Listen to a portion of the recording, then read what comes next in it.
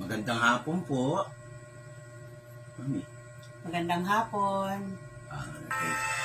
Kami po ay nandito nag-live kasi sabi ng Lord, gawin i-share namin itong verse na to. Kasi sa panahon ngayon, maraming bumabaliwala sa salita ng Diyos. Nag-aalok po kami, hindi po reliyon, kundi relasyon ni Kristo. Ang pag-aaralan po natin ay simple lang. Mula verse 7 hanggang Gs. Talata 7 hanggang Gs. Ang pag-uusapan po natin, bakit mahalaga ang salita ng Diyos. Isang prinsipyo na kailangan matutunan natin. Pakinggan niyo po ang sinasabi niya sa wikang Ingles at may Tagalog naman. 2 verse lang po. Itong principle na to applicable po sa panahon ngayon.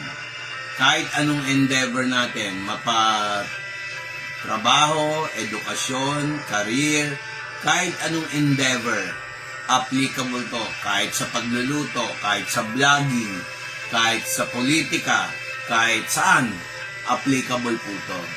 At alam na alam nyo, basahin ko po. Be not deceived, God is not mocked. For whatsoever a man soweth, shall he also reap.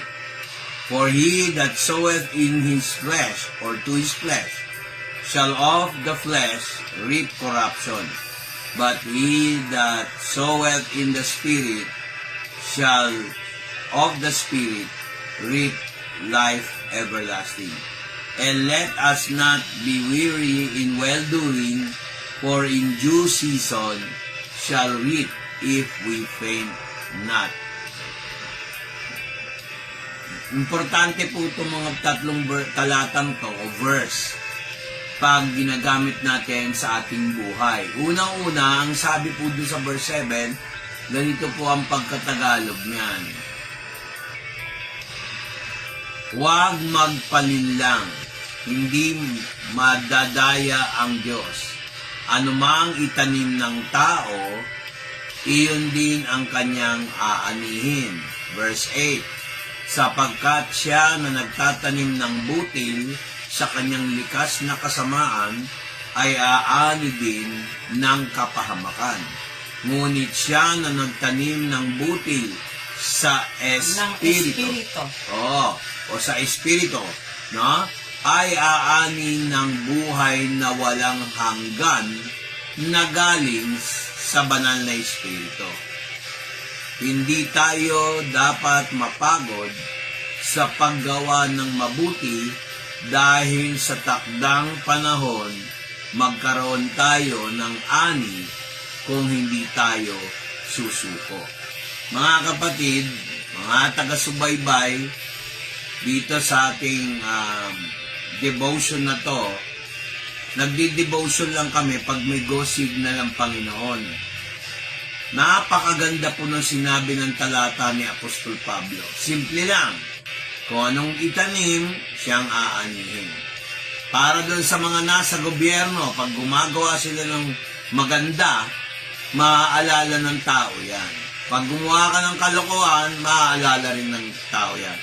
Mapapolitika ka, politiko o hindi, sa lahat ng field of science, field of expertise, field of wisdom, whatever you do, kahit ako, my personal blogging, if I sow or naghasik ako, sow, S-O-W, nag-sow, I will reap whatever I sow. If I sow good, I will reap good. Kung ano ang ihasik ko mabuti, aani ako ng mabuti. Kaya ang pakahalaga po, kung ako po tatanungin, it's better that we sow what is right and we receive what is right. Halimbawa, mahilig tayo manira, mambintang.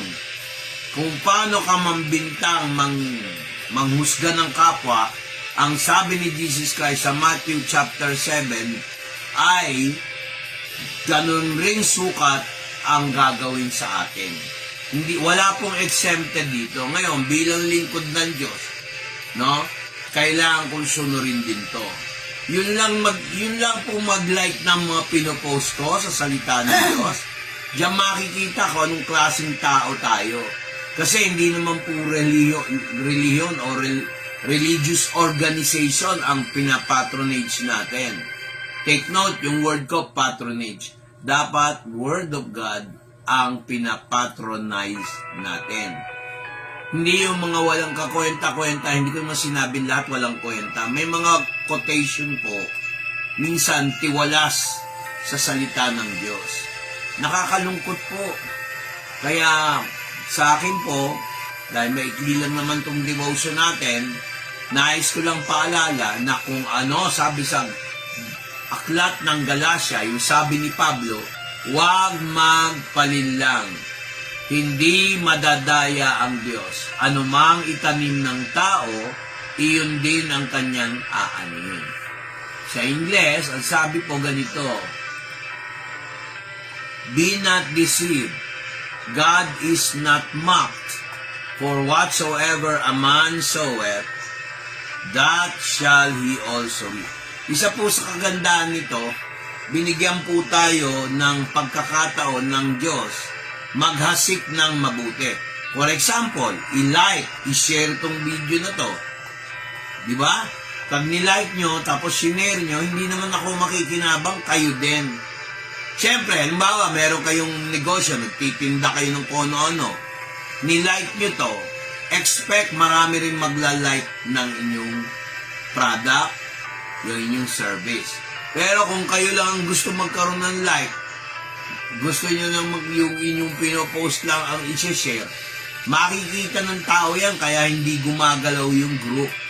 Siyempre sa una mahirap, pero pag nakita nila kayo ay palabigay din, hindi puro kabig, ay kabig naman ang kapalit sa part nyo. Ganun lang kasimple ang Biblia. Sabi rito sa verse 8, ito po tip. Sabi niya dito, ano man ang ihasik natin sa laman, no, ay makakamtan ang kabulukan. Ngunit ang naghahasik sa espiritu, makakamtan ang buhay na walang hanggan. Ito pong hinahasik namin mag-asawa, yung buong church, ay hinahasik ang salita ng Diyos, hindi relihiyon.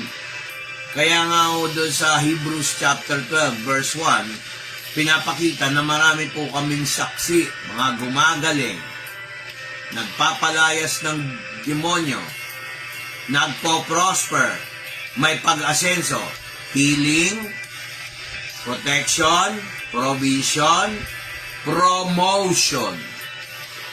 Kadalasan hindi alam ng ibang tao na ang promotion galing sa Lord. Oo, may part ng tao, nandun na tayo. Pero pag inuna nyo ang Diyos, yung promotion nyo, mananatili. At parang ano yan parang yung taong nangangampanya. Pag masungit nga, snabero ka, ay hahasikin mo, ganon. Wala nang boboto sa'yo. Alam nyo, may mga taong ganyan Parang one time lang makinabang sa tao, mali yun. May mga tao kung ganon. Pero kung ikaw ay talagang taos-pusong, ganun na talaga ang paghahasik mo ng mabuti, lalo na sa kapwa, regardless kung ano siya, makakamit mo rin, ganun din. Kaya mahirap sa tao yung mapagmalaki. Mapagmapalaki din yung ibang klase sa paligid mo. Maraming klaseng tao na iba ang ginagawa, di ba mami? Ako, nagustuhan ko sa asawa ko, natuturuan, teachable. Yan, kaya hindi kami nagkanon din ako. Pag hindi kay Jesus Christ, hindi namin hinasik si Jesus Christ, hindi naman kami tatagal ng ilang years na tayo? 34 years. Kaya, basta, ang akin lang po, sa Galatians, chapter 6, verse 7, napakasimple lang po, ulitin ko, be not deceived. God is not mocked. Whatsoever a man soweth, shall he also soweth.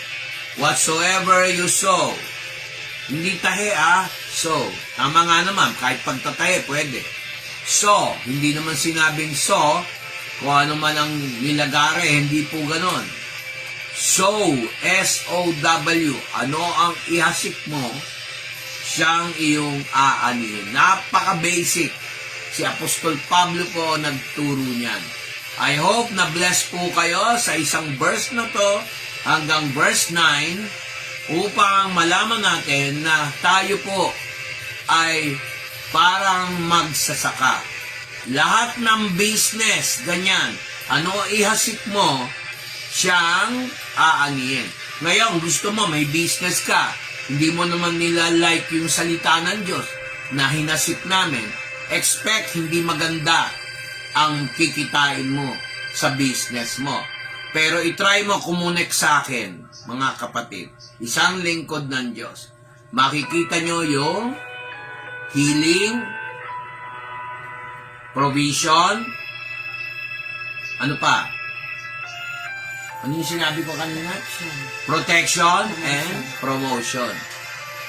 Maraming hindi tinuturo yan, mga kapatid.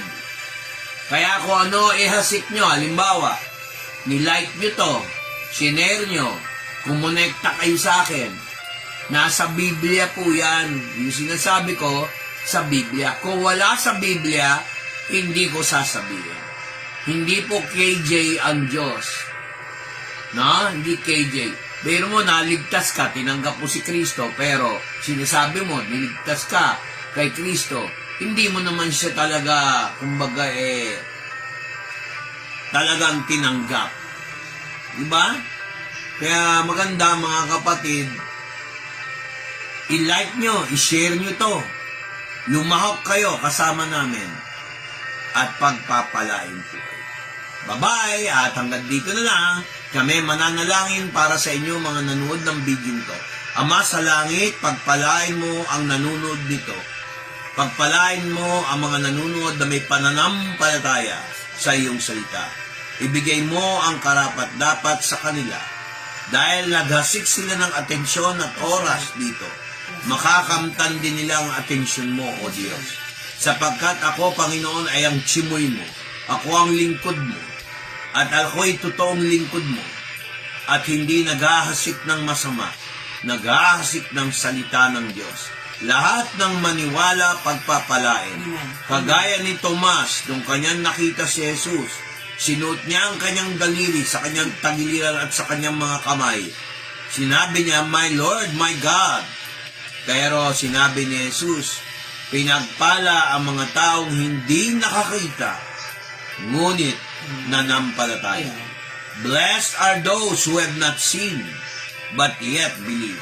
Because, Thomas, you have seen me and believed. Blessed are those who have not seen, but yet believe. John chapter 20, verse 24 to 20. Bye-bye. God bless. God bless. God bless. Bye-bye.